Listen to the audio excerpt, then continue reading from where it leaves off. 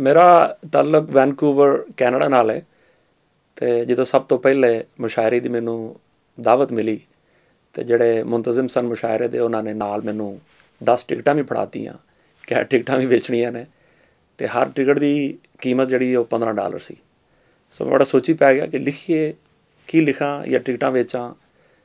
तो एनीवे मुशायरा जोड़ा मज़ाहिया सी। तो फिर उन्होंने टिकटां उत्ते ही लिख दिता तो मैं पेश करना।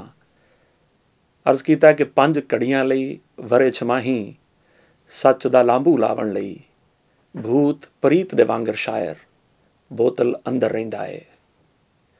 5 घड़ियां लई वरे छमाही सच दा लांभू लावण लई भूत प्रीत दे वांगर शायर बोतल अंदर रहिंदा है। भले समय दे शायर हुंदे ते ए ना हुंदी साडे नाल। भले समय दे शायर हुंदे ते ए ना हुंदी साडे नाल। अज दे शायरां नूं मुशायरा मुल सुनाना पैंदा है। ते 15-15 दी एक करके 10 टिकटां मैं वेच गया। 15-15 दी एक करके 10 टिकटां मैं वेच गया।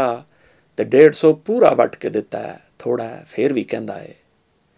ते शेर सुनावा जे मैं 15 यारो इस समय अंदर, क्योंकि उत्थे जिहड़ा टाइम मिलिया सी वो 5 मिनट सी।